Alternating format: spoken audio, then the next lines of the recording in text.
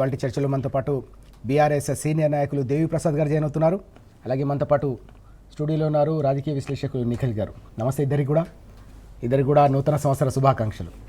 దేవిప్రసాద్ గారు, మనం చూస్తున్నాం చాలా కీలకమైన వార్త. తెలంగాణకు సంబంధించి జల వనరులను పూర్తిగా కాలరాసే కుట్రలు ఏవైతే కొనసాగుతున్నాయో ఇవన్నీ కూడా 3 పార్టీలు 3 ప్రభుత్వాలు కలిసి చేస్తున్న ఒక కుస్తీ అంటూ ప్రధానంగా మనం చూస్తూ ఉన్నాం. పేరుకే కుస్తీ, చీకట్లో దోస్తీ కొనసాగుతుందనే ఈ సమగ్రమైన కథనాన్ని ఎట్లా చూడాలి?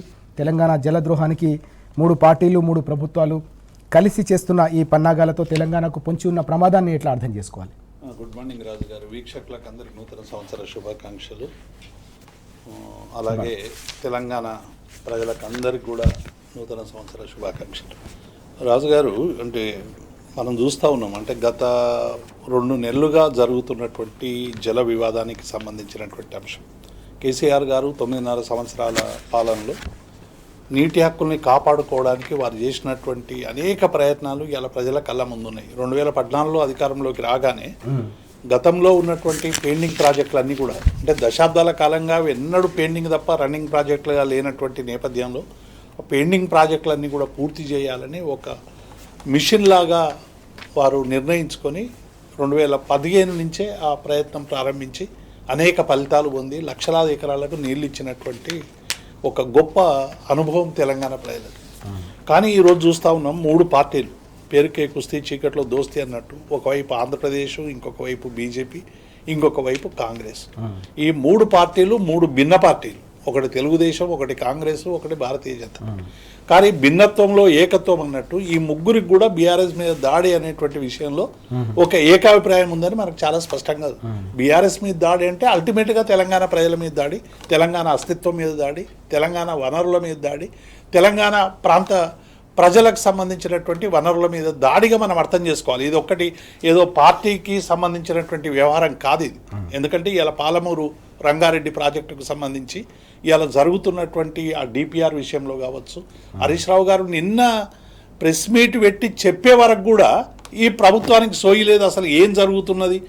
ఇప్పుడు ప్రాజెక్టుకు ఏదో పేరు మార్చినట్టు చేసి ఇంకొక పేరు పెట్టి అవే నీళ్ళని తీసుకుపోతూ మనకు రావాల్సినటువంటి నీటిని హక్కును కొల్లగొట్టేటువంటి ప్రయత్నం చేస్తూ ఉన్నారు. కాబట్టి వీటిని అన్నిటిని కూడా ఇలా తెలంగాణ ప్రజలకు వివరించి చెప్పాలి. అసలు పాలమూరు రంగారెడ్డి ప్రాజెక్టుకు సంబంధించినటువంటి అంశాల్లో బీఆర్ఎస్ పార్టీ గత 9.5 ఏళ్లుగా ఏం చేసింది? 35,000 కోట్ల రూపాయలతో పనులు ప్రారంభించి 27,000 కోట్ల రూపాయల పనులు పూర్తి చేసి దాదాపు 90% పని పూర్తి చేసిన ఆ మిగిలిన 10% పని పూర్తి చేయక ఇలా ప్రజలకు నీళ్ళు ఇవ్వకుండా వేధించేటువంటి ప్రయత్నం చేస్తూ ఉన్నాం. అట్లాగే కాళేశ్వరం ప్రాజెక్టుకు సంబంధించి కూడా రిపేర్లు చేసి రైతాంగానికి నీళ్ళు ఇవ్వాలనేటువంటి సోయి లేనటువంటి ఈ ప్రభుత్వానికి డెఫినెట్గా సోయి తెప్పించేటువంటి ప్రయత్నం చేయాలని కేసీఆర్ గారు మా అందరికి కూడా మార్గదర్శనం 21వ తారీఖు నాడు జరిగినటువంటి రాష్ట్ర కార్యవర్గ సమావేశంలో నిన్న మొన్న ఇక్కడ వారు హైదరాబాద్లో ఉన్నటువంటి సందర్భం కూడా అందరికి కూడా ఒక స్పష్టమైనటువంటి ఆదేశాలు, స్పష్టమైనటువంటి సూచనలు ఇచ్చారు. అంటే నీటి వనరుల కోసం ఈ 3 పార్టీలు చేస్తున్నటువంటి విద్రోహాన్ని ప్రజల్లో ఎండగట్టాలి. ప్రజలకు సంబంధించినటువంటి హక్కులు కాపాడడంలో బీఆర్ఎస్ పార్టీ రాజీలేని పోరాటం చేయాలి. అందుకే మరొక జల ఉద్యమం, ఎందుకంటే గతంలో జలసాధన ఉద్యమం సందర్భంగా నల్గొండలో కావచ్చు, తెలంగాణ వ్యాప్తంగా జరిగినటువంటి అనేక పోరాటాల స్ఫూర్తితో మళ్ళీ నీటి హక్కుల కోసం పోరాటం చేయాల్సినటువంటి ఒక గురుతరమైనటువంటి బాధ్యత మన మీద ఉంది. బోర్డు కేసీఆర్ గారు సెక్షన్ 3 సాధించి బోర్డులు ఏర్పాటు చేసి సుప్రీంకోర్టు వరకు పోయి కేంద్ర మంత్రి అభ్యర్థులతో అది విత్డ్రా చేసుకున్న తర్వాత కూడా ఇవాళ బోర్డు ఫలితాలు వచ్చేటువంటి చివరి దశలో ఇవాళ ప్రాజెక్టుల పేరు మీద ఈ దోపిడీ జరిగేటువంటి ఈ తతంగాన్ని డెఫినెట్గా తెలంగాణ ప్రజలందరం కూడా కలిసికట్టుగా ఆపాలని ఇవాళ బీఆర్ఎస్ పార్టీ నిర్ణయించింది. డెఫినెట్గా ఈ నూతన సంవత్సరంలో నూతన ఉత్తేజంతో నూతనంగా ఇవాళ ఈ సంవత్సరంలో మొత్తంగా కూడా తెలంగాణ ప్రజల వనరుల మీద అస్తిత్వం మీద ఏ దాడి జరిగినా ఆ దాడిని తీవ్రంగా ప్రతిఘటించి తెలంగాణ ప్రజల ఆకాంక్షల కోసం నిలబడాలని ఇవాళ బీఆర్ఎస్ పార్టీ చాలా స్పష్టంగా ముందుకు పోతుందనేటువంటి అంశాన్ని స్పష్టం చేస్తాం. ఎస్, చాలా కీలకమైన అంశం. నిఖిల్ గారు, మనం చూస్తున్నాం దేవిప్రసాద్ గారు చెప్పినట్టుగా తెలంగాణను వ్యతిరేకించి దశాబ్దాల పాటు వ్యతిరేకించిన 3 శక్తులన్నీ కూడా ఇప్పుడు ఏకమైపోయి తెలంగాణపై మరోసారి దాడి చేస్తూ ఉన్నాయి. జల వనరులను పూర్తిగా కాలరాసే కుట్ర కొనసాగుతోంది. పూర్తిగా చీకట్లో ఈ మొత్తం వ్యవహారాన్నంతా కూడా నడిపిస్తున్నారని ఈ కథనాన్ని మనం ఎట్లా చూడాల్సిన అవసరం ఉంది? దీనివల్ల తెలంగాణ రైతాంగానికి 10 ఏళ్ల పాటు సంతోషంగా సాగిన వ్యవసాయానికి ఎలాంటి ప్రమాదం పొంచిందని భావించాలి? ముందుగా మీతో పాటు పెద్దలు గౌరవనీయులు దేవిప్రసాద్ గారికి, టీన్యూస్ ప్రేక్షకులకు, రాష్ట్ర వ్యాప్తంగా ఉన్నటువంటి ప్రజలందరికీ కూడా నూతన సంవత్సర శుభాకాంక్షలు. అట్లాగే ప్రభుత్వం తరఫున కూడా ఈ 2 సంవత్సరాల్లో ఏ రకంగా అయితే గత 2 సంవత్సరాలుగా ఇబ్బంది పెడతా ఉన్నారో ఇప్పటికైనా అది మారాలని, మారే విధంగా ఖచ్చితంగా కేసీఆర్ గారి నాయకత్వంలో ప్రధాన ప్రతిపక్షంగా బీఆర్ఎస్ పార్టీ ప్రశ్నిస్తూ ఉందని, బీఆర్ఎస్ పార్టీతో పాటు రాష్ట్రంలో ఉన్నటువంటి అనేక గొంతుకలు ఏకమై మరొక్కసారి తెలంగాణ ఉద్యమంలో ఏ రకంగా అయితే తెలంగాణను కాపాడుకోవడానికి మనం ప్రయత్నాలు చేసినామో దాన్ని సఫలీకృతం చేసుకున్నామో మరొక్కసారి ఆ స్థాయిలో పనిచేయాల్సిన అవసరం ఉందని తెలియజేస్తూ అందరికీ నూతన సంవత్సరం శుభాకాంక్షలు. పాలమూరు రంగారెడ్డికి సంబంధించి చూస్తే పాలమూరు రంగారెడ్డి అని ఒకటే కదా, ఇందాక మీరు చెప్పినట్టుగా ఒకవైపు బీజేపీ, ఒకవైపు కాంగ్రెస్ పార్టీ, మరొక వైపు తెలుగుదేశం పార్టీ పేరుతో చంద్రబాబు నాయుడు, ముగ్గురు కలిపి ఒకేసారి తెలంగాణ మీద ముప్పేట దాడి చేయాలని ఎప్పుడైతే రేవంత్ రెడ్డి గారు తెలంగాణలో అధికారంలోకి వచ్చిండ్రో ఆనాటి నుండి ప్రయత్నాలు కొనసాగిస్తూనే ఉన్నారు. పొద్దున్న లేస్తే తెలంగాణకు ఎట్లా ఇబ్బంది పెట్టాలి, తెలంగాణకు ఎట్లా అన్యాయం చేయాలనేది మాత్రమే వీళ్ళ ఎజెండాగా కనిపిస్తూ ఉంది. తెలంగాణ రాష్ట్రంలో పరిపాలిస్తున్నది కాంగ్రెస్ పార్టీ అయినా కూడా నడిపిస్తున్నటువంటి నాయకత్వం చంద్రబాబు నాయుడుది అనేది చాలా స్పష్టంగా మన కళ్ళ ముందు కనబడతా ఉంది. పొద్దున్న లేస్తే తెలంగాణ నీళ్ళు ఎట్లా దోసుకోవాలి, తెలంగాణ నిధులు ఎట్లా దోపిడీ చేయాలి, తెలంగాణను ఏ రకంగా ఇబ్బంది పెట్టాలి, కేంద్రంలో నరేంద్ర మోడీ గారి మద్దతుతో ఏ రకంగా తెలంగాణకు రావాల్సినటువంటి అనేక అంశాలను ఏ రకంగా ఎగ్గొట్టించే ప్రయత్నం చేయాలి, వీటన్నిటి మీద ప్రయత్నాలు చేస్తూ ఉన్నారు. మరీ ముఖ్యంగా పాలమూరు రంగారెడ్డికి సంబంధించి మనం గత కొన్ని రోజులుగా చర్చ చేస్తూనే ఉన్నాము.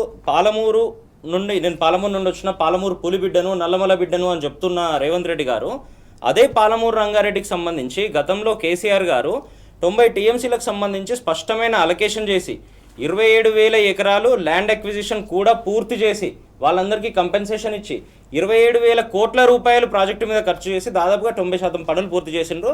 అక్కడో ఇక్కడో డిస్ట్రిబ్యూటరీ కెనాల్స్ మాత్రమే మిగిలిపోయి ఉన్నాయి. ఆ కెనాల్స్ ని పూర్తి చేసినటువంటి పరిస్థితి పక్కకు పోగా ఉన్న నీళ్ళనే ఆ 90 టీఎంసీలు కాదు మాకు 45 టీఎంసీలు వచ్చినా సరిపోతుందని చెప్పిండ్రు. దీనికి సంబంధించి మరో పక్క గోదావరి బనకచర్ల లింక్ అన్నారు, గోదావరి సాగర్ లింక్ అంటున్నారు, ఇంకోటి అంటున్నారు. మీరు కొంచెం వెనక్కి వెళ్ళి చూస్తే ఒక 3-4 నెలల కింద ఇదే కేంద్ర ప్రభుత్వం స్థాయిలో కేంద్ర జలశక్తి మంత్రిత్వ శాఖ నీటికి సంబంధించి ఇటువైపు తెలంగాణ ప్రభుత్వాన్ని అటువైపు ఆంధ్రప్రదేశ్ ప్రభుత్వాన్ని పిలిచి మాట్లాడితే దాంట్లో స్పష్టంగా ఎజెండా కాపీ ఇది గోదావరి బనకచర్ల లింక్ ప్రాజెక్ట్ అని ఎజెండాలో మొదటి పాయింటే ఉంటే కూడా రాష్ట్రం తరపున హాజరైనటువంటి రాష్ట్ర ముఖ్యమంత్రి రేవంత్ రెడ్డి గారు ఆ మొత్తం సమావేశంలో అసలు ఆ ప్రాజెక్టుకు సంబంధించి ఎజెండానే లేదు, దాంట్లో చర్చనే లేదు అని అఫీషియల్ గా మీడియా ముఖంగా అబద్ధాలు చెప్పిండ్రు. తర్వాత ఈ కాపీ బయటకు వచ్చిన తర్వాత మళ్ళీ ఏదో కవర్ డ్రామాలు చేసినటువంటి పరిస్థితులు మనం చూసినాము. ఈ రకంగా ఇంత స్పష్టంగా తనే ఆ మీటింగ్లకు హాజరవుతూ తనే ఒక రకంగా కన్సైన్మెంట్ ఇస్తూ కూడా మళ్ళీ తెలంగాణ ప్రజల వద్దకు వచ్చి లేదంటే మీడియా ముందుకు వచ్చి నాకు అసలు దానికి సంబంధమే లేదు, ఖచ్చితంగా దాన్ని అడ్డుకుంటాము అని చెప్తా ఉన్నారు. సంతకాలు పెట్టేది మీరే, అడ్డుకుంటామని చెప్పేది మీరే. పక్క రాష్ట్రంలో ఎవరైతే చంద్రబాబు నాయుడు గారి దగ్గర తెలంగాణ ప్రాజెక్టులన్నింటిలో అడ్డుకోవాలని ఆదిత్యనాథ్ దాస్ అని ఒక ఐఏఎస్ ఆఫీసర్ ఉన్నారో, ఆనాడు ఇదే ఇరిగేషన్ శాఖకు సంబంధించి ప్రిన్సిపల్ సెక్రటరీగా పనిచేసిండ్రో అదే వ్యక్తిని అక్కడ రిటైర్ కాగానే తీసుకొచ్చి ఆగమేఘాల మీద తెలంగాణ ఇరిగేషన్ అడ్వైజర్ గా పెట్టుకున్నారు. అంటే ఎవరి ప్రయోజనాల కోసం పెట్టుకున్నారు, ఎవరు నడిపిస్తే పెట్టుకున్నారు అనేది చాలా స్పష్టంగా తెలుస్తా ఉంది. ఇన్ని చేసి మొత్తం ఉమ్మడి పాలమూరును, ఉమ్మడి రంగారెడ్డిని, ఉమ్మడి నల్గొండ జిల్లా 3 జిల్లాలను మళ్ళొకసారి ఎడారి ప్రాంతంగా మార్చే కుట్రలో భాగంగానే రేవంత్ రెడ్డి గారు ఇదంతా చేస్తున్నట్టుగా తెలుస్తా ఉంది. దీనికి చంద్రబాబు నాయుడు గారి పూర్తి మద్దతుతో చేస్తున్నట్టుగా తెలుస్తా ఉంది. ఖచ్చితంగా ఈ కుట్రలన్నీ ఇప్పటికైనా ఆపకపోతే గతంలో తెలంగాణ సమాజం ఏ రకంగా అయితే తెలంగాణ విభజనకు సంబంధించి ఉమ్మడి ఆంధ్రప్రదేశ్ విభజనకు సంబంధించి స్వరాష్ట్ర ఏర్పాటు గురించి ఏ రకంగా అయితే కొట్లాడినామో ఆ రకంగా మళ్ళొకసారి బరిగీసి కొట్లాడే పరిస్థితులు రేవంత్ రెడ్డి గారే ఉత్పన్నం చేస్తా ఉన్నారు. ఈ ఆలోచనలన్నీ మానుకొని తెలంగాణకు సంబంధించి స్పష్టమైన నీటి వాటాలు తేలే వరకు గతంలో కేసీఆర్ గారు ఏ రకంగా కొట్లాడినరో ఆ స్థాయిలో పూర్తి స్థాయిలో నీటి వాటాల కోసం మళ్ళొకసారి ప్రభుత్వం తరఫున చాలా గట్టిగా పోరాటం చేయాల్సి ఉంది. లేదంటే రానున్న 2-3 దశాబ్దాల పాటు కాంగ్రెస్ పార్టీని మళ్ళొకసారి ప్రజలు గతంలో ఏ రకంగా అయితే మొత్తంగా తీసేసిండ్రో అటువంటి పరిస్థితులు ఉత్పన్నమయ్యే అవకాశాలను ఇదే రేవంత్ రెడ్డి గారి నాయకత్వంలోని మంత్రివర్గం అంతా పనిచేస్తున్నట్టుగా తెలుస్తా ఉంది. ఇప్పటికైనా పూర్తి స్థాయిలో ఒకవైపు గోదావరికి సంబంధించి మరొక వైపు కృష్ణాకు సంబంధించి పూర్తి నీటి వాటాల కోసం కొట్లాడాల్సిన అవసరం ఉంది. మనం చూస్తున్నాం 10 ఏళ్ల పాటు జల వనరులను కాపాడుకునేందుకు ప్రతి నీటి బొట్టును ఒడిసిపట్టేందుకు మహాయజ్ఞం లాంటి ప్రాజెక్టుల నిర్మాణం చేపడితే కాంగ్రెస్ అధికారంలోకి వచ్చిన తర్వాత పూర్తిగా అడుగడుగునా ప్రాజెక్టులను కాలరాయడమే కాకుండా జల హక్కులను కూడా పూర్తిగా వదులుకుంటున్నారు. నదీ జలాలన్నింటిని కూడా ఏపీకి ధారాదత్తం చేస్తూ ఉన్నారని చెప్పి నిఖిల్ గారు అలాగే దేవిప్రసాద్ గారు కూడా తీవ్ర ఆగ్రహం వ్యక్తం చేస్తూ ఉన్నారు. ఎట్టి పరిస్థితుల్లో కూడా బీఆర్ఎస్ దీనిపై సహించదు. మరోసారి సమర శంఖం పూరించి తెలంగాణ సంఘటిత శక్తిని మరోసారి ఢిల్లీ వరకు కూడా చాటి చెప్తామని హెచ్చరిస్తున్న పరిస్థితి కూడా కనిపిస్తూ ఉంది. దేవిప్రసాద్ గారు, ఈ తెలంగాణకు జరుగుతున్న ఈ అన్యాయంలో, జల వనరుల హక్కులను కాలరాసే ఈ మొత్తం వ్యవహారంలో కేంద్ర ప్రభుత్వానికి సంబంధించిన పాత్రను మనం ఎట్లా చూడాల్సిన అవసరం కనిపిస్తూ ఉంది? రాజుగారు, నేను ఇంతకుముందే మనం మాట్లాడుకున్నాం 3 విభిన్న పార్టీలు. ఈ 3 పార్టీలు కలిసి తెలంగాణ ప్రజల అస్తిత్వం మీద, తెలంగాణ వనరుల మీద దాడి చేసి ఇక్కడ నువ్వు కాకుంటే నేను కాకుంటే నువ్వు రాజ్యాధికారం ఉండాలనేటువంటి ఒక ఏకాభిప్రాయంతో ముప్పేట దాడి చేస్తున్నటువంటి సందర్భాన్ని చూస్తాం. ఇలా కేంద్ర ప్రభుత్వం మనం అనేక సందర్భాల్లో కృష్ణాలో మనకు రావాల్సినటువంటి నీటి వాటా మీద అనేక సందర్భాల్లో మాట్లాడి గతంలో ప్రాజెక్టులు ఇక్కడ ఇంటెన్షనల్గా కట్టకపోవడం వల్ల మనకు విభజనకు సందర్భంగా ఆ రోజు నీటి వాటాను సరైనటువంటి రీతిలో నిర్ధారించకపోవడం వల్ల 299 టీఎంసీలకే ఒక మరణ శాసనం ఆ రోజు కాంగ్రెస్ పార్టీ రాసిందనేటువంటి విషయం మనకు అందరు చాలామంది కేసీఆర్ గారు సంతకం పెట్టారని ఒక దుష్ప్రచారం చేసి ఇవాళ కాంగ్రెస్ చేసినటువంటి దుర్మార్గాన్ని కప్పిపుచ్చుకునేటువంటి ప్రయత్నం చేస్తూ ఉన్నారు.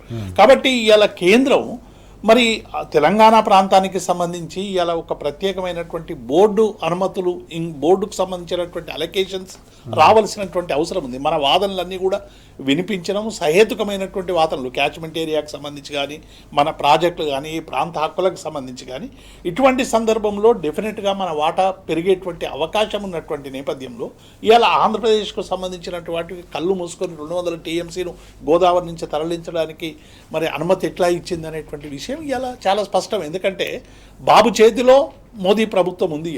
ఇవాళ ఏ పొలిటికల్ బార్గెనింగ్ తప్ప నీ ప్రాంతానికి సంబంధించినటువంటి ఆకాంక్షల పట్ల సోయి లేదు కదా. కిషన్ రెడ్డి గారు, బండి సంజయ్ గారు 8 మంది ఎంపీలను ఈ ప్రాంతం నుంచి ఇస్తే 8 మంది ఒక్కనాడన నోరు తెరిచి మా ప్రాంతానికి అన్యాయం జరుగుతున్నది, కేంద్ర ప్రభుత్వం ఈ అనుమతులు ఇవ్వద్దని ఎన్నడైనా మాట్లాడినటువంటి సందర్భాన్ని చూసినాం రాజు గారు. కాబట్టి ఇలా బీజేపీ చేస్తున్న విద్రోహాన్ని ఇలా కాంగ్రెస్ పార్టీ ఎంత విలనో ఇలా తెలంగాణ ప్రజలకు బీజేపీ కూడా అదే స్థాయిలో విలన్. ఇద్దరు కలిసి ఇలా దోబుసులాడి ఇలా తెలంగాణ ప్రజలకు సంబంధించినటువంటి అన్ని హక్కుల్ని హరించేటువంటి ప్రయత్నం చేస్తూ ఉన్నారు. ఇలా విభజన చట్టంలో ఉన్నటువంటి ఏ ఒక్క అంశాన్ని కూడా ఇలా మనం అనేక సందర్భాల్లో అనేక రకాలుగా మనం అనేక విషయాలు అందులో పెట్టుకొని కొట్లాడినాం. ఇప్పటి వరకు విభజన చట్టంలోని ఏ ఒక్క అంశం కూడా సరైనటువంటి రీతిలో రాలేదు. ఏదో తూతూ మంత్రంగా కొన్ని వేసిండ్రు, కొన్ని రిజెక్ట్ చేసిండ్రు, ఇప్పటికి కూడా ఏమి ఇవ్వనటువంటి పరిస్థితి మనకు కనబడతాం. అట్లాగే ఫెడరల్ స్ఫూర్తిని మొత్తం వదిలి తెలంగాణ ప్రాంతానికి రావాల్సినటువంటి నిధుల్లో కూడా విపరీతమైనటువంటి కోతలు పెట్టేటువంటి ప్రయత్నం చేశారు. ఇదే కాంగ్రెస్ పార్టీ ఏం మాట్లాడింది? కేసీఆర్ గారు ఆయనతో దోస్తీ చేయలేకపోవడం వల్ల, ఆయనను మెచ్చుకోకపోవడం వల్ల, ఆయనను బడేబాయ్ అనకపోవడం వల్ల మీకు నిధులు వస్తలేవు, నేను బడేబాయ్ అంటున్నా, నేను ఆయనను అమితంగా ప్రేమిస్తున్నా, ఆయన నాకు రాజకీయ గురువు లాంటి వాడని చెప్పుకున్నటువంటి రేవంత్ రెడ్డి మరి కేంద్రం నుంచి నిధులు తీసుకురావడంలో ఎందుకు విఫలమైంది?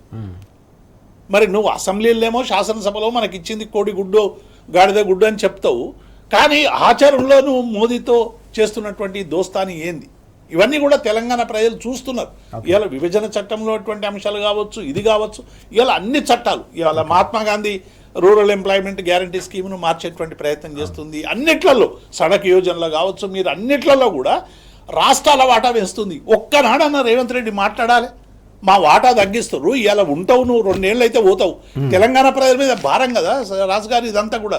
అంటే ఇప్పటికే ఆర్థిక భారంతో అవుతున్నటువంటి రాష్ట్రాలకి మీరు రోజు రాష్ట్రాల ఆర్థికపరమైనటువంటి వాటాలు పెంచుకుంటూ పోతే రాష్ట్రాలు ఆర్థికంగా అతలాకుతలం అయ్యేటువంటి అవకాశం లేదా?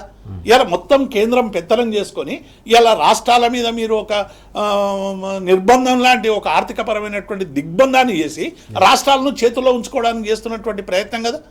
ఇది తెలంగాణకు సంబంధించినటువంటి ఏ ఒక్క అంశం కూడా మీరు ఎప్పుడు వాళ్ళు మాట్లాడినా బీహారు, ఉత్తరప్రదేశ్, మిగతా రాష్ట్రాలు తప్ప అసలు తెలంగాణ భారతదేశంలో ఉందా లేదా అనేటువంటి సోయి లేనటువంటి మోడీ ప్రభుత్వం ఇవ్వాలి. డెఫినెట్గా దీన్ని కాంగ్రెస్ పార్టీ ఎంత ద్రోహం చేస్తూ ఉందో ఇవాళ బీజేపీ కూడా అదే రకమైనటువంటి ద్రోహం తెలంగాణ ప్రజలకు చేస్తుంది. కాబట్టి ఈ 2 పార్టీల వ్యవహారాన్ని ఇలా ప్రజల్లో ఎండగట్టాలి, వాటికి వ్యతిరేకంగా తీవ్రమైనటువంటి పోరాటం చేయాలనేటువంటి విషయంలో బీఆర్ఎస్ పార్టీ చాలా స్పష్టంగా ఉందనేటువంటి విషయాన్ని మేము స్పష్టం చేస్తాం. ఎస్ నిఖిల్ గారు, దేవిప్రసాద్ గారు ప్రస్తావించినట్టుగా విభజన హామీలు తెలంగాణకు సంబంధించి దాదాపు 12 ఏళ్ళు గడిచిపోయాయి. విభజన హామీల్లో అనేక కీలకమైన హామీలు ఇప్పటికి కూడా నెరవేర్చని పరిస్థితిని మనం చూస్తూ ఉన్నాం. బయ్యారం స్టీల్ ఫ్యాక్టరీకి సంబంధించిన వ్యవహారం కావచ్చు, ఐటీఐఆర్ను రద్దు చేశారు, దానికి సంబంధించిన అంశం. పాలమూరుకు జాతీయ హోదా ఇస్తా అని చెప్పారు, దానికి సంబంధించిన ఎక్కడ కూడా దాని ప్రస్తావన లేని పరిస్థితి. ఓవైపు పెండింగ్లో ఉన్న అంశాలను ప్రస్తావించకుండా, వాటిని నెరవేర్చకుండా గోదావరి జలాలను, కృష్ణా జలాలను చెరబట్టే కుట్రలకు ఈ రకంగా సహకరిస్తుంది కేంద్ర ప్రభుత్వం అని దేవిప్రసాద్ గారు ఏదైతే ప్రస్తావిస్తున్నారో వాటిని ఎట్లా చూడాల్సిన అవసరం కనిపిస్తుంది? దానివల్ల ఎట్లాంటి నష్టం జరగబోతుంది తెలంగాణ రాష్ట్రానికి ఓవరాల్గా? మనము ఒక ప్రధానమంత్రి హోదాలో ఉన్నారు కాబట్టి నరేంద్ర మోడీ గారిని గౌరవించాల్సిందే తప్ప, ఆనాడే చెప్పిండు ఆయన, తెలంగాణ విభజనకు సంబంధించి చూస్తే, ఉమ్మడి ఆంధ్రప్రదేశ్ విభజనకు సంబంధించి చూస్తే తల్లిని చంపిండ్రు, బిడ్డను బతికించిండ్రు అని ఏనాడన్నారు. ఆనాడు నుండి ఈనాడు వరకు కూడా ఆయన ప్రధానమంత్రి హోదాలో ఈ దేశాన్ని నడుపుతున్నటువంటి హోదాలో తెలంగాణకు చేసిందేం లేదు. ఆనాడు విభజన హామీలకు సంబంధించి చూస్తే మనం బయ్యారం ఉక్కు దగ్గర మొదలు పెడితే, మన దగ్గర ఉన్నటువంటి ఏ ఒక్క ప్రాజెక్ట్కి జాతీయ హోదా ఇవ్వకపోవడం దగ్గర మొదలు పెడితే అనేక రకాలుగా ఇబ్బందులు గురి చేస్తూ వచ్చిండ్రు. మన దగ్గర ఉన్న డబ్బులను పక్క రాష్ట్రాల్లో పంచుతా ఉన్నారు తప్పితే, మనకు నిజంగా చట్టబద్ధంగా రావాల్సినటువంటి ట్యాక్స్ డివల్యూషన్ 42% నిధులను కూడా 26-27% కంటే ఎక్కువ ఇచ్చిన పరిస్థితులు లేదు. మనకు చట్టబద్ధంగా రావాల్సిందే ఇచ్చినటువంటి పరిస్థితులు లేకపోగా వాళ్ళ నుండి ఇంకేదో ఎక్స్పెక్ట్ చేయాల్సిన అవసరం అసలే లేదు. రాష్ట్రంలో ఉన్నటువంటి ప్రజలందరూ కూడా ఒకసారి ఆలోచన చేయాలి. వాళ్ళు ఏ రకంగా అయితే ఒకవైపు చంద్రబాబు నాయుడిని ముందేసుకొని, మరోవైపు రేవంత్ రెడ్డి గారిని ముందేసుకొని బడేబాయ్ చోటేబాయ్ అంటూ తెలంగాణకి సంబంధించిన నిధుల మీద, నీళ్ల మీద ఏ రకంగా కుట్రలు పని తెలంగాణను ఎడారిగా మార్చాలని చూస్తూ ఉన్నారు, లేదంటే ఇంకో రకంగా తెలంగాణను ఎట్లా ఎన్కాష్ చేసుకోవాలని చూసుకుంటున్నారు. ఇది మొత్తం గమనించి గతంలో 8 మంది ఎంపీలను, 8 మంది ఎమ్మెల్యేలను గెలిపించినా కూడా ఎక్కడ ఒక్క రూపాయి తెచ్చిన పరిస్థితి లేకపోవడం కూడా మనం చూసినాము. ఈ 8 మంది ఏనాడు తెలంగాణ ప్రయోజనాల గురించి మాట్లాడలేకపోవడం కూడా మనం గమనిస్తానే ఉన్నాము. ఖచ్చితంగా రానున్న రోజుల్లో కూడా ఎక్కడ ఎన్నికలు జరిగినా, ఎక్కడ ఎటువంటి అవకాశం వచ్చినా కూడా బీజేపీ పార్టీని చీరి చింతగట్టాల్సిన అవసరం ఉంది. గతంలో వాళ్ళు ఏ రకంగా అయితే అనేక రకాలుగా ఇబ్బందులకు గురి చేసిండ్రో, మరీ ముఖ్యంగా మనకు సంబంధించి గోదావరిలో చట్టబద్ధంగా రావాల్సినటువంటి అలొకేషన్స్ చేస్తున్నటువంటి పరిస్థితి లేదు. కేసీఆర్ గారు ముఖ్యమంత్రిగా ఉన్నప్పుడు ఒక 100 రిప్రజెంటేషన్లు ఇచ్చిండ్రు, దాని మీద ఒక్కదాని మీద కూడా ముందుకు పోయినటువంటి పరిస్థితి లేదు. ఇటువైపు కృష్ణాకు సంబంధించి ఆ 299 టీఎంసీలకు గతంలో కాంగ్రెస్ పార్టీయే కన్సైన్మెంట్ ఇచ్చి తర్వాత కేసీఆర్ గారిని ముందు పెట్టి కేసీఆర్ గారిని బదనం చేయాలని చూస్తా ఉన్నారు ఈ రోజు. ఇట్లాంటివి అనేక రకాల కుట్రలు జరుగుతూ ఉన్నా కూడా ఏ ఒక్క విషయంలో కూడా లేదు.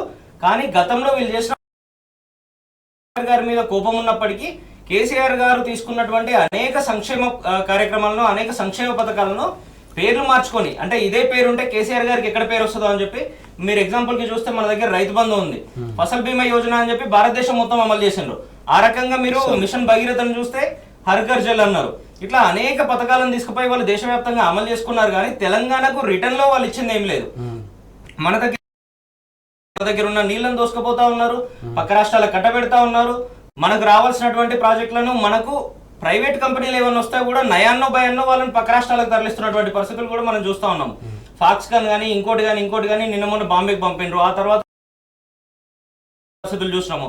ఇట్లా అనేక విషయాల్లో మరీ ముఖ్యంగా ఐటీఐఆర్ కి సంబంధించి, మెట్రోకి సంబంధించి ఇట్లా అనేక రకాలుగా ఎక్కడ అవకాశం దొరికినా కూడా తెలంగాణని ఇబ్బంది పెట్టడం మాత్రమే వాళ్ళ ఎజెండాగా కనిపిస్తా ఉంది. ఇప్పటికైనా ఇటువంటి పిచ్చి ఆలోచనలు మానుకొని తెలంగాణ కూడా భారతదేశంలో అంతర్భాగమే కాబట్టి తెలంగాణను కూడా మిగతా రాష్ట్రాలు ఏ రకంగా ఏదో చూస్తా ఉన్నారో వాటితో సమానంగా చూడాల్సిన అవసరం ఉంది.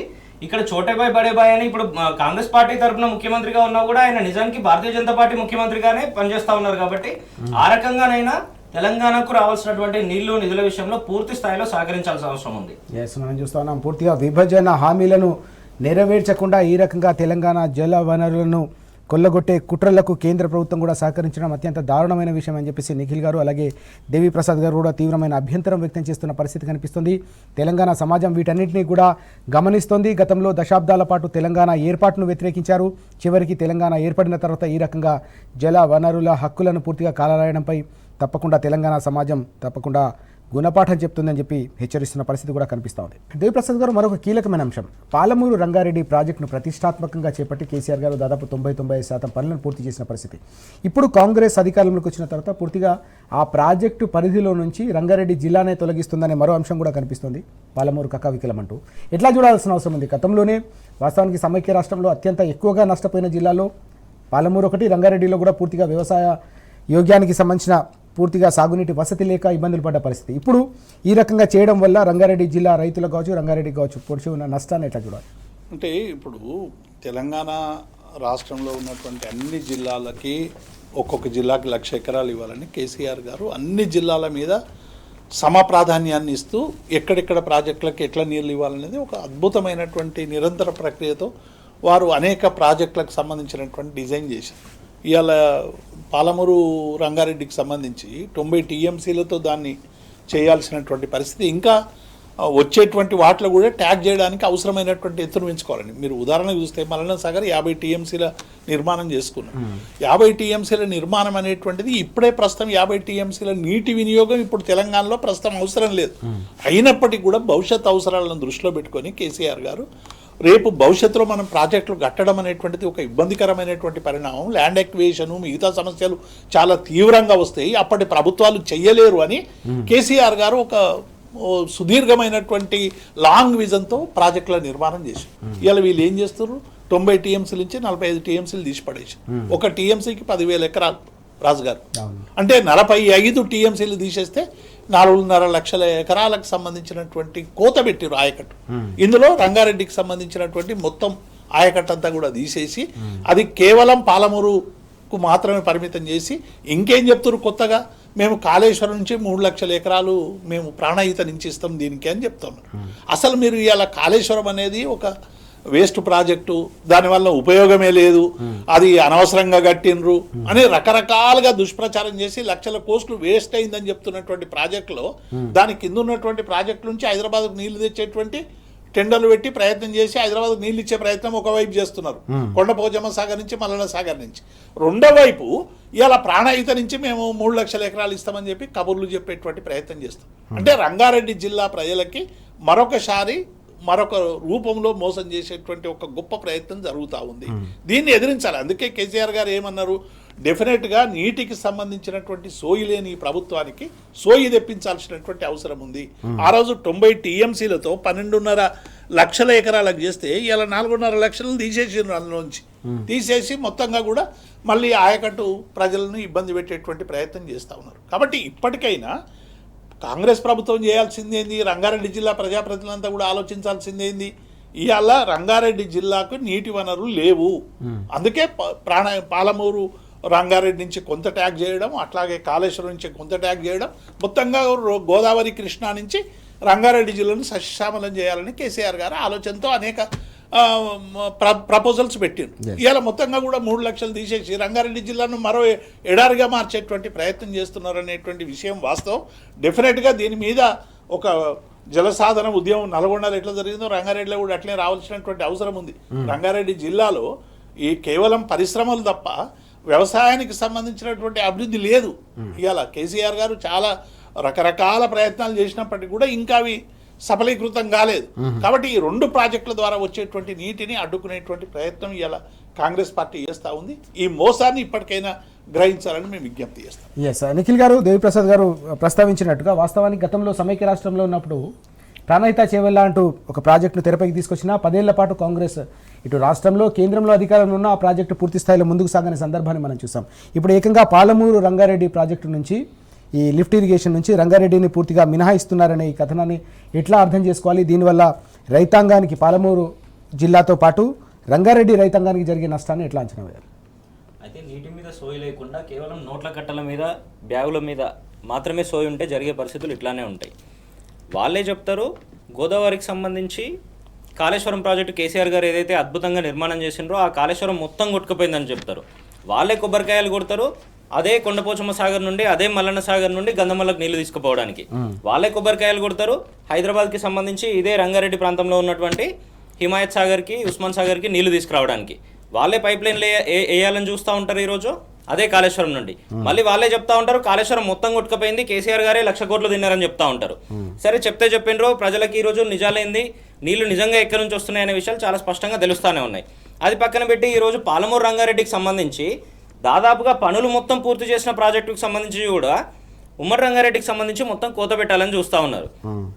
అటు ఉన్న పాలమూరుకు సంబంధించి 14 నియోజకవర్గాలకు నీళ్ళిస్తున్నటువంటి పరిస్థితి లేదు. దాంట్లో మళ్ళీ 1-2 ప్రాజెక్టులను రీడిజైన్ చేస్తున్నామని చెప్పి కొడంగల్ నారాయణపేట ఎత్తిపోతల పథకం అని చెప్పేసి దానికి మళ్ళీ కత్తెరలు పెట్టినటువంటి పరిస్థితులు మనం చూసినాము. ఈరోజు మళ్ళీ రంగారెడ్డి కేసీఆర్ గారు ఏదైతే అద్భుతంగా ప్రణాళికలు చేసిండ్రో హైదరాబాద్ పక్కనే ఉన్నటువంటి షాద్నగర్లో లక్ష్మీదేవపల్లిలో కొందుర్గు మండలానికి సంబంధించి అద్భుతంగా పాలమూరు రంగారెడ్డికి సంబంధించిన నీళ్లు మొత్తం తీసుకొచ్చి అక్కడ స్టోర్ చేసే ఆలోచనలు చేసిండ్రు.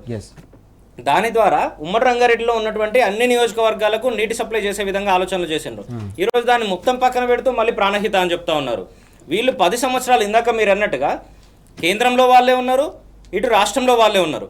2004 నుండి 2014 వరకు ఆనాడే ప్రాణహిత చెవేలకు సంబంధించి తట్టెడు మట్టెత్తినటువంటి పరిస్థితి లేదు వీళ్ళు. ఈ రోజు కొత్తగా మళ్ళీ ప్రాణహిత నుండి నీళ్ళు తీసుకొస్తామని చెప్తా ఉన్నారు. ప్రాణహిత ఎక్కడ ఉంది, అక్కడ నుండి నీళ్ళు ఏ రకంగా తీసుకొస్తారు? లిఫ్ట్ ఇరిగేషన్ తప్పని మీరే చెప్తా ఉంటారు. నీళ్లు లిఫ్ట్ చేస్తే దానికి మీరు బ్యాక్ క్యాల్కులేషన్ చేస్తూ ఉంటే వేలాది కోట్ల రూపాయలు దానికే ఖర్చు అవుతున్నాయని మీరే చెప్తా ఉంటారు. అదంతా ఫెయిల్యూర్ ప్రాజెక్ట్ అని మీరే చెప్తా ఉంటారు. మళ్ళీ అదే పద్ధతిలో నీళ్ళే రకంగా తీసుకొస్తారు. మీరు మన దగ్గర గోదావరి పాస్ అయ్యేది దాదాపుగా 80-85 మీటర్ల ఎత్తులో కదా. హైదరాబాద్ ఇదే రంగారెడ్డి ఉన్నది దాదాపుగా 600 మీటర్ల ఎత్తులో కదా. 80 నుండి 600 మీటర్లకు నీళ్ళు ఏ రకంగా ఎత్తుతారు? దానికి ఖర్చు కాదా? గతంలో కేసీఆర్ గారు దీన్నే కదా ఆలోచన చేసి ఒకవైపు మొత్తం గోదావరి ద్వారా ఏ రకంగా ఇవ్వాలని, మరోవైపు కృష్ణాకు సంబంధించి ఏ రకంగా నీళ్లు తీసుకోవాలని అద్భుతంగా ఆలోచన చేసిండ్రు కదా. వీళ్ళకు సోయలేని విషయం మరొకటి ఏంటంటే ఉమ్మడి రంగారెడ్డి జిల్లాలో దాదాపుగా 95-96% మొత్తం ఉండేదే కృష్ణా బేసిన్లో. దాన్ని పక్కన పెట్టి ఈరోజు మీరు గోదావరి నుండి ప్రాణహిత చెవుల నుండి నీళ్ళు ఏ రకంగా తీసుకుంటారు? అసలు దానికి సంబంధించిన డిజైన్లు ఎక్కడ ఉన్నాయి, దాని డిపిఆర్లు ఎక్కడ ఉన్నాయి? ఆల్రెడీ కాళేశ్వరం కట్టడం కూడా అయిపోయింది కదా. కట్టి నీళ్లు ఇవ్వడానికి మీరే కొబ్బరికాయలు కొట్టిండ్రు కదా నిన్న మొన్న. సిగ్గు లేకుండా మళ్ళీ ఈరోజు ఇటువంటి ఆలోచనలు ఎట్లా చేస్తూ ఉంటారు?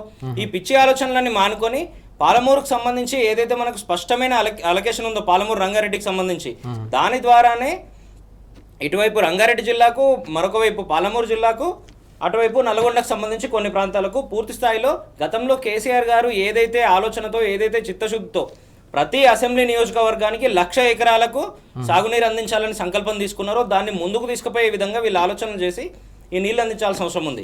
ఇప్పటికైనా అక్కడ ఉన్నటువంటి నీళ్లను ఇటువైపు, ఈ నీళ్ళను అటువైపు ఏవో పేపర్ల మీద మార్చినంత ఈజీగా ఉండదు కాబట్టి ఏదో ఒకటి చేసి కృష్ణాలో మన ఆయకట్టును తగ్గించి చూపించి ఆ నీళ్లను మొత్తం ఆంధ్రాకు దోచిపెట్టాలనేది మాత్రమే వీళ్ళ ఏకైక లక్ష్యంగా కనబడతా ఉంది. ఈ పిచ్చి ఆలోచనలని ఇప్పటికైనా మానుకొని ఒక్క నీటి చుక్కను కూడా కేసీఆర్ గారు నిన్న మొన్న కూడా చెప్పినట్టుగా కూడా ఒక్క నీటి చుక్క బయటికి పోయినా కూడా ఊరుకునే పరిస్థితి ఉండదు. ఒక్క టీఎంసీని కూడా తెలంగాణ సమాజం వదులుకోదు. ఖచ్చితంగా గతంలో తెలంగాణ ఉద్యమం ఏ స్థాయిలో నడిచిందో అంతకన్నా 10 ఎక్కువగా ఈరోజు ఈ నీళ్ల కోసం ఉద్యమం చేసైనా కూడా కాంగ్రెస్ పార్టీని, కాంగ్రెస్ పార్టీ నాయకులను తరిమి కొట్టైనా కూడా నీటి వాటాలు సాధించుకునే అవకాశం కేసీఆర్ గారి నాయకత్వంలో ఉంటుంది. ఈ పిచ్చి ఆలోచనలు ఇప్పటికైనా మానుకొని స్పష్టంగా ఆల్రెడీ ఉన్న అలొకేషన్స్ని మరింత ముందుకు తీసుకుపోయే విధంగా అక్కడెక్కడ ఏమైనా డిస్ట్రిబ్యూటరీ కెనాల్స్, ఛానల్స్ వీటికి సంబంధించి పెండింగ్ వర్క్స్ ఏవైతే ఉన్నాయో అవన్నీ పూర్తి చేసి నీళ్ళు ఇవ్వాల్సిన అవసరం ఉంది ఈరోజు. మనం చూస్తా ఉన్నాం, తెలంగాణ రైతులకు, తెలంగాణ రాష్ట్రానికి అన్యాయం చేస్తే నీళ్లలోనే నిప్పు పుట్టిస్తాం, మరో మహోద్యమానికి శ్రీకారం చుడతామని చెప్పేసి దేవిప్రసాద్ గారు, నిఖిల్ గారు కూడా హెచ్చరిస్తున్న పరిస్థితిని మనం చూస్తున్నాం. తెలంగాణ ఉద్యమంలో ఏ రకంగానైతే ప్రతి ఒక్కరిని సబ్బండ వర్ణాలని ఏకం చేశామో అదే రకంగా రైతాంగాన్ని, తెలంగాణ సమాజాన్ని సంఘటితం చేసి మరో పోరాటానికి సిద్ధమవుతాం తప్ప ఒక్క నీటి బొట్టును కూడా వదులుకునే ప్రసక్తే లేదు. రంగారెడ్డికి, మరోవైపు పాలమూరు జిల్లాకు రెండింటికి కూడా చేస్తున్న నష్టం, మరోవైపు గోదావరి జిల్లాలో ఇటు కాళేశ్వరం ప్రాజెక్టుపై వహిస్తున్న రాజకీయ కక్ష ఏదైతుందో దీనికి తప్పకుండా మూల్యం చెల్లించుకోక తప్పదని కూడా హెచ్చరిస్తున్న అంశాన్ని మనం చూస్తా ఉన్నాం.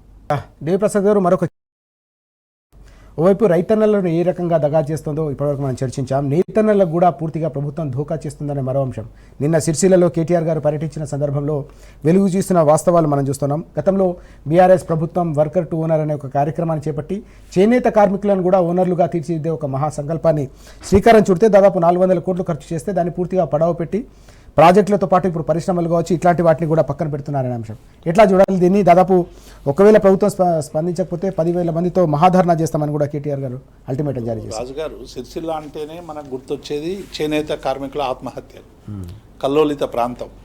అంటే ప్రజలకు సంబంధించినటువంటి ఏ సమస్యను పరిష్కరించలేక ప్రభుత్వాలని చేతులెత్తేస్తే అక్కడ పెద్ద విస్ఫోటనంలాగా ప్రజా ఉద్యమాలు నిలిచినటువంటి గడ్డ సిరిసిల్ల. అటువంటి సిరిసిల్లను ఇలా కేటీఆర్ గారు తను ఎమ్మెల్యే అయిన తర్వాత, శాసనసభ సభ్యుడు అయిన తర్వాత అనేక అద్భుతమైనటువంటి ప్రయోగాలు చేశారు. కేసీఆర్ గారు కూడా తెలంగాణ ఉద్యమ సందర్భంగా అక్కడ చేనేత కార్మికుల ఆత్మహత్యలు కావద్దని 50 లక్షల రూపాయలు పార్టీ నుంచి ఇచ్చి చేనేత కార్మికులు ఆదుకున్నటువంటి సందర్భాన్ని మనం చూసినాం. కాబట్టి వీళ్ళకు ఒక శాశ్వతమైనటువంటి ఉపాధి జరగాలి. ఇలా బతుకమ్మ చీరలు పంపిణీ వెనుక కూడా చేనేత కార్మికుల ఆత్మహత్యలు జరగద్దు, వారికి పని కల్పించాలనేటువంటి ఒక అద్భుతమైనటువంటి మానవీయ కోణం ఉంది. చాలామంది చాలా రకాలుగా మాట్లాడినప్పటికీ కూడా. కాబట్టి ఇలా వర్క్ టు ఓనర్ అనేటువంటి ఒక గొప్ప అద్భుతమైనటువంటి ఇన్నోవేటివ్ ఐడియాను కేటీఆర్ గారు 200 ఎకరాల్లో ఏర్పాటు చేసి 400 కోట్లు కేటాయించి షెడ్స్ వేసి విద్యుత్ సౌకర్యం కల్పించి వాళ్ళకు అవసరమైనటువంటి మార్కెటింగ్ ఫెసిలిటీ కూడా తెలంగాణలోనే ఇలా కోటి చీరలు, బతుకమ్మ చీరలు, చేనేత వాళ్ళకు నిత్యం పని ఉండే విధంగా అంటే అష్యూర్డ్ ఇన్కమ్ కూడా క్రియేట్ చేసినారు రాజు గారు. మీరు నెలకు 10,000 ప్రతి చేనేత కార్మికులు, కానీ ఆత్మహత్యలు డ్రాస్టిక్గా తగ్గిపోయినాయి. మళ్ళీ ఇవాళ ఈ 2 సంవత్సరాల్లోనే ఎంత అతలాకుతలమైందో నిన్న కేటీఆర్ గారు చూపించారు. ఆ షెడ్లన్నీ కూడా నిర్వీర్యం అయిపోతూ ఉన్నాయి, అక్కడ ఎవ్వరు కూడా పనిచేయనటువంటి సందర్భం ఉంది. అందుకే సంక్రాంతి లోపు ఈ వర్క్ టు ఓనర్ కార్యక్రమాన్ని మీరు రినోవేట్ చేయకుంటే మేము 10,000 మందితో వచ్చి ఇక్కడ పెద్ద ఎత్తున పోరాటం చేస్తామని కేటీఆర్ గారు హెచ్చరించారు. నిజంగా ఎంత ఇన్నోవేటివ్ ఐడియా అంటే ఇవాళ ఎవరికి ఇండివిజువల్గా వాళ్ళు తమకు సంబంధించినటువంటి మిషనరీ తెచ్చుకోలేరు, వారికి అవసరమైనటువంటి స్థలం ఉండదు, అవసరమైనటువంటి మార్కెటింగ్ ఫెసిలిటీ ఉండదు. ఇవన్నీ కూడా ప్రభుత్వమే ఏర్పాటు చేసి ఎట్లయితే ఐటీ కారిడార్లో మనం పెద్ద పెద్ద ఐటీ దిగ్గజాలకు చేస్తున్నటువంటి పనినే చేనేత కార్మికులకు దగ్గర కూడా తీసుకురావాలనేటువంటి అద్భుతమైనటువంటి ఆలోచనలతో వారిని తీర్చిదిద్దాలని కేటీఆర్ గారు చేసినటువంటి వినూత ప్రయత్నం. ఇదేదో పార్టీకి సంబంధించినటువంటి కార్యక్రమం కాదు. దీన్ని కూడా పట్టించుకోకుండా రేవంత్ రెడ్డి గారు ఇది మేము ఎక్కడ ఈ గడ్డి తీస్తే కేసీఆర్కి పేరు వస్తుంది, ఉపాధి ఇస్తే కేసీఆర్కి పేరు వస్తుంది, నీళ్ళు ఇస్తే కేసీఆర్కి పేరు వస్తుంది, ఉద్యోగం ఇస్తే కేసీఆర్ పేరు వస్తుంది, 24 గంటలు కరెంట్ ఇస్తే కేసీఆర్ పేరు వస్తుంది. ఇది ధ్యాస తప్ప ప్రజలకేమైనా చేయాలనేటువంటి సోయి లేని ఈ ప్రభుత్వాన్ని మనం చూస్తూ ఉన్నాం. కాబట్టి ఏ ప్రభుత్వమైనా కంటిన్యూటీ ఉండాలి. ఒక పరిపాలన అనేటువంటిది నిరంతరం కొనసాగేటువంటి ఒక ప్రక్రియ.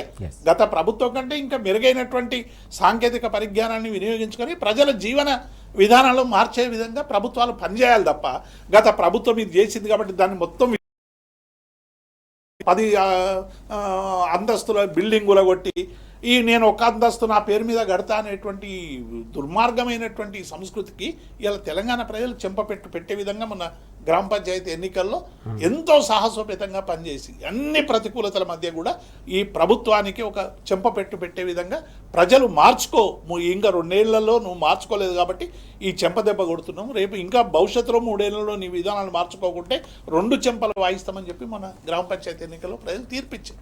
ఇప్పటికైనా ప్రభుత్వం ఈ నేతలను ఆదుకునేటువంటి ప్రయత్నం చేయాలి. ఆ పార్కును మళ్ళీ తీసుకురావాలి. మీకు వరంగల్లో కూడా టెక్స్టైల్ పార్క్ కేటీఆర్ గారు తీసుకురావడము అంటే ఇదంతా కూడా ఏంటంటే ఏ వృత్తి మీద ఆధారపడ్డటువంటి వాళ్ళు తమ ప్రాత వృత్తిని అధునాతనమైనటువంటి వృత్తిలోకి మారి వారి జీవన ప్రమాణాలు పెంచుకోవాలనేటువంటి ఒక అద్భుతమైనటువంటి ఒక ఇన్నోవేటివ్ ఐడియాతో ప్రారంభించినటువంటి కార్యక్రమాలు ఇవి. ఇప్పుడు రజకులకు నూతన మిషన్లు ఇవ్వడం కానీ, మనకు ధోబీఘాట్లో వాళ్ళు పడేటువంటి కష్టాలని పక్కకు పెట్టి అధునాతనమైనటువంటి మిషన్లు ఇచ్చి సిద్దిపేటలో ఒక గొప్ప ప్రయోగం చేశారు. మనం చూస్తే మనకు తెలుస్తుంది అవి. అంటే తెలంగాణ ప్రభుత్వం ఎన్ని రకాలుగా ఆలోచించిందో. కాబట్టి ఆలోచనలకు పదును పెట్టే ప్రయత్నం చేయి కానీ ఆలోచనల్ని అణిచేసేటువంటి ప్రయత్నం చేయొద్దని మేము కాంగ్రెస్ ప్రభుత్వాన్ని హెచ్చరిస్తాం. ఎస్ నిఖిల్ గారు, మనం చూసినాం సమైక్య రాష్ట్రంలో చితికిపోయిన చేనేత బతుకుల్లో చిరునవ్వులు పూయించేందుకు అనేక రకాల ప్రతిష్టాత్మకమైన కార్యక్రమాలు గతంలో బీఆర్ఎస్ హయాంలో కేసీఆర్ గారి నాయకత్వంలో కేటీఆర్ గారు కూడా చేపట్టిన సందర్భాన్ని మనం చూసాం. సిరిసిల్లలో కావచ్చు, వరంగల్లో కావచ్చు, అనేక రకాల ప్రతిష్టాత్మకమైన కార్యక్రమాలు. తాజాగా ఈ వర్కర్ టు ఓనర్కు సంబంధించిన ఈ కార్యక్రమాన్ని కూడా నిర్వీర్యం చేసేలాగా ప్రభుత్వం వ్యవహరిస్తోంది. దీన్ని ఎట్టి పరిస్థితుల్లో సహించమని చెప్పేసి నిన్న కేటీఆర్ గారు సిరిసిల్లలో ప్రత్యక్షంగా అక్కడి పరిస్థితులు చూసిన తర్వాత తీవ్ర ఆగ్రహం వ్యక్తం చేసిన విషయం ఎట్లా చూడాలి? ఇలాంటి కార్యక్రమాల పట్ల కూడా ప్రభుత్వం వ్యవహరిస్తున్న తీరును ఎట్లా అర్థం చేసుకోవాలి? నేను కూడా సిరిసిల్ల ప్రాంతవాసిని. మా సిరిసిల్లలో దశాబ్దాల తరబడి చూస్తే ఎక్కడ చూసినా కూడా అసలు ఇన్ఫ్రా ఉండేది కాదు. తిండి లేక చనిపోయిన వాళ్ళు కొన్ని 100 మంది ఉన్నారు మా సిరిసిల్ల ప్రాంతంలో గతంలో. నాకు బాగా గుర్తు, నేను చిన్నతనంలో ఉన్నప్పుడు, నేను స్కూలింగ్లో ఉన్నప్పుడు అనుకుంటా, ఒక వ్యక్తికి ఒక నేత కార్మికుడే తినడానికి తిండి లేక మట్టిలో నీళ్లు పోసుకొని ఆ మట్టిని తిని చనిపోయిండు, అది డైజెస్ట్ కాక. అటువంటి పరిస్థితులను ఎదుర్కొన్నాం మా సిరిసిల్ల ప్రాంతంలో. 2009లో కేటీఆర్ గారు మా దగ్గర శాసనసభ్యుడు అయిన తర్వాత 9 నుండి 14 వరకు అక్కడ ఉన్న అనేక ఇష్యూస్ని తను అవగతం చేసుకొని 2014లో ఎప్పుడైతే మంత్రిగా అవకాశం వచ్చిందో, రాష్ట్రంలో కీలకంగా ఉన్నారో, తెలంగాణ రాష్ట్రానికి సంబంధించి అనేక అప్లిఫ్ట్మెంట్ కార్యక్రమాలు తీసుకున్నప్పుడు దాంట్లో భాగంగా సిరిసిల్ల మీద స్పెషల్ ఫోకస్తో అనేక కొత్త కార్యక్రమాలను తీసుకున్నారు. దాంట్లో ఒకటి ఇటువంటి అప్పారెల్ పార్క్.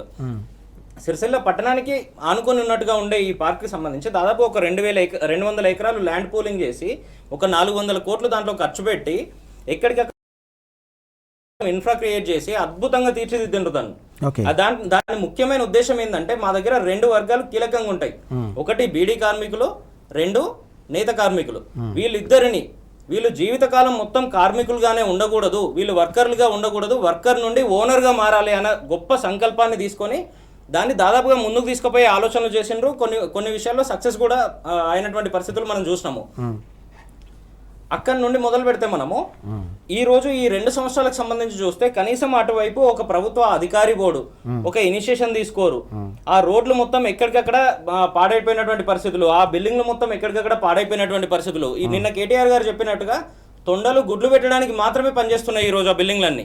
100 కోట్లు పెట్టి నిర్మాణం చేసి అంత గొప్ప ఇనిషియేషన్ తీసుకుంటే ఒకవైపు ఏమో గతంలో కేసీఆర్ గారు ఇదే చేనేత కార్మికులందరినీ ఆదుకోవడానికి వాళ్ళందరికీ ప్రభుత్వం తరపునే బతుకమ్మ చీరలు కానీ, స్కూల్ పిల్లల యూనిఫామ్లు కానీ ఇటువంటి అనేక ఆర్డర్లు ఇచ్చి, ఇందాక దేవిప్రసాద్ గారు చెప్తున్నట్టుగా గతంలో వాళ్లకు నెలకు 3,000-4,000 రూపాయల ఆదాయం వచ్చే పరిస్థితి నుండి ఒక నెలకు ఒక్క కార్మికుడు దాదాపుగా 20,000 రూపాయలు సంపాదించి అప్లిఫ్ట్ చేస్తే ఈ రోజు అది మళ్ళీ వెనక్కిపోయినటువంటి పరిస్థితి. మళ్ళీ అదే 3,000, మళ్ళీ అదే 4,000. దాదాపుగా ఈ 2 సంవత్సరాలకు సంబంధించి చూస్తే నాకు గుర్తున్నంత వరకు ఒక 60-65 మంది చేనేత కార్మికులు ఆత్మహత్యలు చేసుకున్నారు ఈ కాంగ్రెస్ పార్టీ అధికారంలోకి వచ్చిన తర్వాత. వాళ్ళని రాసి రంపాన పెడుతున్నటువంటి పరిస్థితి. వాళ్ళకి ఏమైనా ప్రభుత్వం తరపున బిల్లులు రావాల్సి ఉంటే అవి మొత్తం ఆపేసినటువంటి పరిస్థితి. ఒకవైపు బీడీ కార్మికులకు సంబంధించి వాళ్ళందరినీ ఓనర్లుగా తీర్చిదిద్దేందుకు అనేక కార్యక్రమాలు తీసుకున్నారు. ఈరోజు అది మొత్తం కూడా పక్కన పెట్టినటువంటి పరిస్థితి.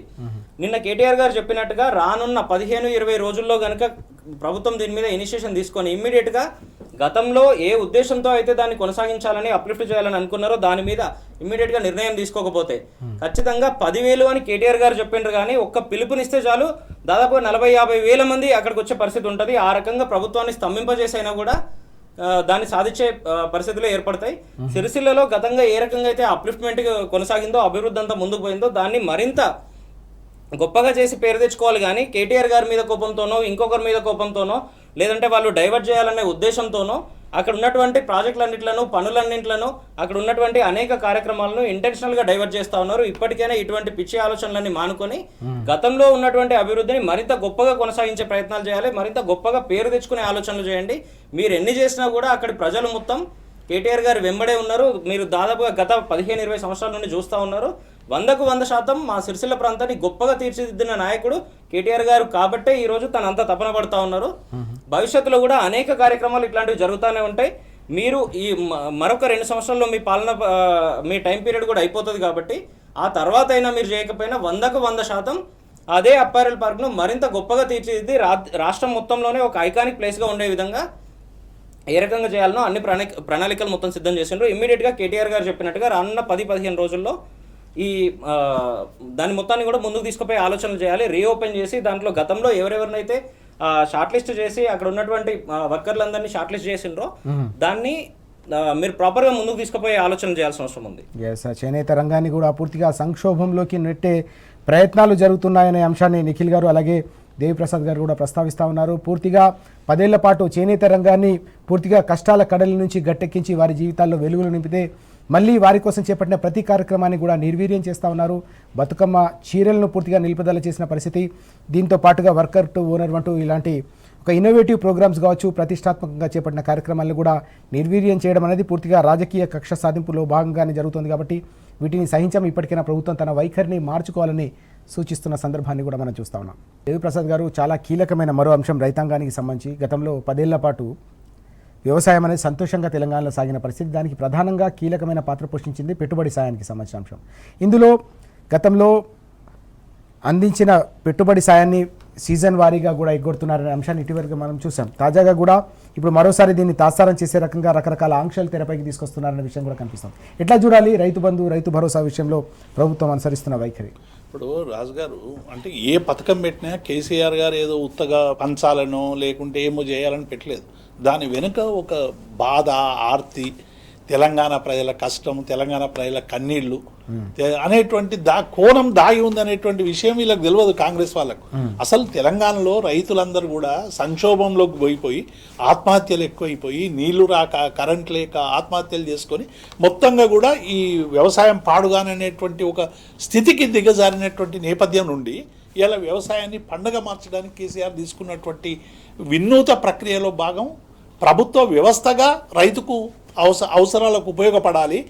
ఏ సేటు దగ్గరికి పోయో ఏ వడ్డీ వ్యాపారి దగ్గరికి పోయో డబ్బులు తెచ్చుకొని వ్యవసాయం చేస్తే మళ్ళీ వచ్చిన పంట అంతా కూడా ఆ వడ్డీ వ్యాపారికే చేరుతుంది. కాబట్టి రైతును అప్లిఫ్ట్ చేయాలి, వాళ్ళను ఊబి నుండి పైకి లాభాలని చేసినటువంటి గొప్ప ప్రయత్నంలో భాగం రైతు బంధు అనేటువంటిది. రైతు బంధు వెనుక ఎంత ఆర్తి ఉందో వీళ్ళకి తెలిస్తే కదా.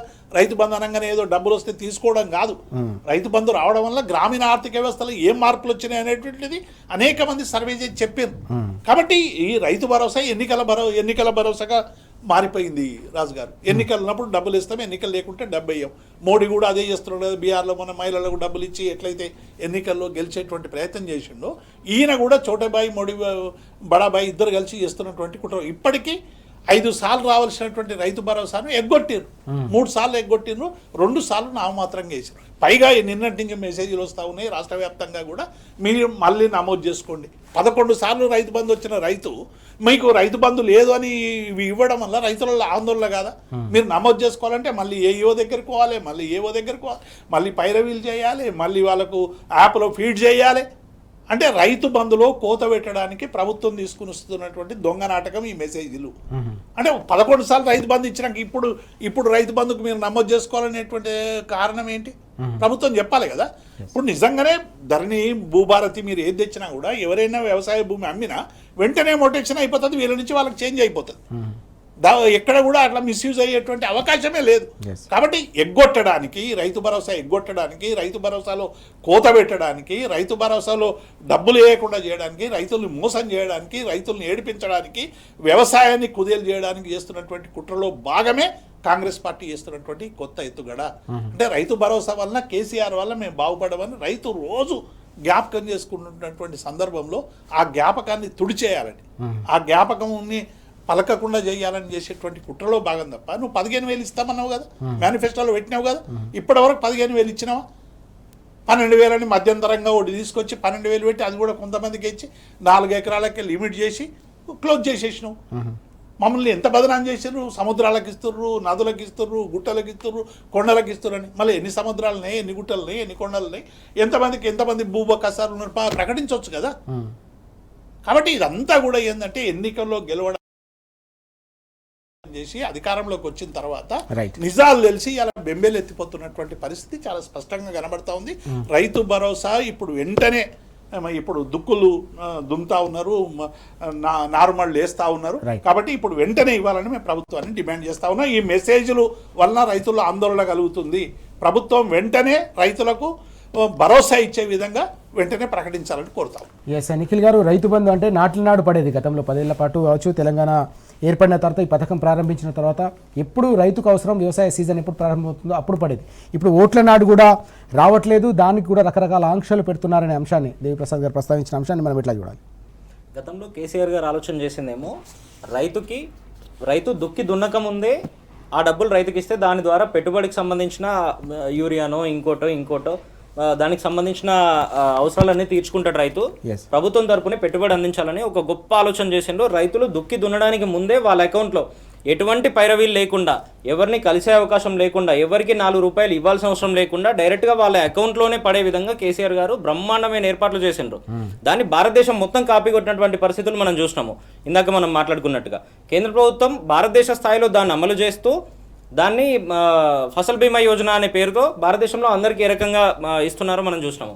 సరే, అదంతా పక్కన పెడితే కేసీఆర్ గారు ఏం చేస్తూ ఉండే, నాట్లకు మధ్య ఇచ్చేదాన్ని రేవంత్ రెడ్డి గారు వచ్చిన తర్వాత కేవలం ఓట్లకు మధ్య ఇచ్చే విధంగా దాన్ని క్రియేట్ చేసిండ్రు. దాన్ని వచ్చిన తర్వాత ఇప్పటికే 5 ఫసళ్ళు అయితే దాంట్లో వాళ్ళు ఇచ్చింది కేవలం 2 సార్లు మాత్రమే, 3 సార్లు ఎగ్గొట్టినటువంటి పరిస్థితి. ఆ 2 సార్లు కూడా ఎప్పుడు ఇచ్చిండ్రు? గతంలో పార్లమెంటు ఎన్నికలప్పుడు ఒకసారి, పోయినసారి ఒక్కసారి, అది కూడా పూర్తి స్థాయిలో ఇవ్వకుండా ఇప్పుడు దేవిప్రసాద్ గారు చెప్తున్నట్టుగా ఏ రకంగా కోతలు పెట్టాలనేది మాత్రమే వాళ్ళ ఎజెండాగా కనబడతా ఉంది. దానికి సంబంధించి మీరు మళ్ళీ రిజిస్టర్ చేసుకోవాలనో, గతంలో వచ్చిందాన్ని మళ్ళీ రిజిస్టర్ చేసుకోవాల్సిన అవసరం ఏముంటది? అది ఒకరి నుండి ఇంకొకరికి మార్పిడి జరిగినప్పుడో లేదంటే మీ పొలాన్ని మీరు అమ్మినప్పుడో అటువంటి పరిస్థితుల్లో కొత్త వాళ్ళు రిజిస్టర్ చేసే అవకాశం ఉంటుంది కదా. అయినా కూడా కోతలు ఏ రకంగా పెట్టాలనేది మాత్రమే ఆలోచన చేస్తూ ఉన్నారు. నిజంగా నాట్ల సమయంలో ఇవ్వాల్సిన దాన్ని నాట్లు అయిపోయి, దుక్కి దున్నడం అయిపోయి, పంటలేయడం అయిపోయి, ఆ పంటలు మొత్తం చీడపురుగులు తడిగి ఇబ్బంది పడ్డ తర్వాత అప్పటికి కూడా వస్తున్నటువంటి పరిస్థితి లేదు. ఇప్పటికైనా ఈ పిచ్చి పిచ్చి ఆలోచనలన్నీ మానుకొని నిజంగా రాష్ట్ర ప్రభుత్వం తరఫున గతంలో కేసీఆర్ గారు బ్రహ్మాండంగా ఏ రకంగా అయితే ఇచ్చిండ్రో అట్లా నాట్లు వేసే టైంలోనే ఇవ్వాల్సిన అవసరం ఉంది. ఈ రోజు కూడా రాష్ట్ర ప్రభుత్వం నుండి స్పష్టంగా దాని మీద ఎటువంటి స్టేట్మెంట్ ఇచ్చినటువంటి పరిస్థితి లేదు. తుకాలు పోయడం మొదలై దాదాపుగా నెల 15 రోజులు అవుతున్నా కూడా ఇప్పటికైనా రాష్ట్ర ప్రభుత్వం వెంటనే ఈ రైతు భరోసాకు సంబంధించిన నిధులు విడుదల చేయాల్సిన అవసరం ఉంది. దీంట్లో మరీ ముఖ్యంగా రైతు బీమాకు సంబంధించి కూడా రాష్ట్ర ప్రభుత్వం ఈ రోజు వరకు ప్రీమియం కట్టలేదు. గతంలో 5 లక్షలకు సంబంధించి డైరెక్ట్గా రైతుకు ఏదైనా ఇబ్బంది జరిగి మరణిస్తే స్వయంగా రైతు అకౌంట్కి పోయే విధంగా ఎట్లయితే కేసీఆర్ గారు ఏర్పాట్లు చేసిండ్రో దానికి సంబంధించిన పూర్తి ప్రీమియాన్ని ఆనాడు కేసీఆర్ గారి నాయకత్వంలో రాష్ట్ర ప్రభుత్వమే పే చేసినటువంటి పరిస్థితి. ఈ రోజు దాదాపుగా సంవత్సరంన్నర గడుస్తున్నా కూడా ఆ ప్రీమియం కూడా పే చేయలేదు. ఖచ్చితంగా రైతు బంధు, రైతు బీమా ఈ రెండింటికి సంబంధించి ఇమ్మీడియట్ గా రాష్ట్ర ప్రభుత్వం ఇనిషియేషన్ తీసుకోవాల్సిన అవసరం ఉంది. రైతుకు రక్షణగా ఉన్న ఒక్కో పథకాన్ని పూర్తిగా నిర్వీర్యం చేస్తా ఉన్నారు. పెట్టుబడి సాయాన్ని కూడా ఎగ్గొట్టే కుట్రలో భాగంగానే పూర్తిగా రకరకాల ఆంక్షలు తెరపైకి తీసుకొస్తున్నారని దేవిప్రసాద్ గారు అలాగే నిఖిల్ గారు కూడా ఆగ్రహం వ్యక్తం చేస్తున్న పరిస్థితి కనిపిస్తూ ఉంది. ఓవైపు యూరియాకు కష్టాలు పడతా ఉన్నారు రైతులు, మరోవైపు పెట్టుబడి సాయం కూడా అందకపోవడంతో పూర్తిగా అప్పుల పాలైపోయి కుదేలవుతా ఉన్నారు. కాబట్టి దీనికి రైతులు తప్పకుండా కాంగ్రెస్ పార్టీకి కావచ్చు రాష్ట్ర ప్రభుత్వానికి గుణపాఠం చెప్తారని హెచ్చరిస్తున్న అంశం కూడా మనం చూస్తూ ఉన్నాం. Thank you very much Nikhil గారు, అలాగే చర్చలో పాల్గొన్న దేవిప్రసాద్ గారు కూడా ప్రత్యేకంగా ధన్యవాదాలు. ఇది వాటి వార్తలు వాస్తవాలు. నమస్తే.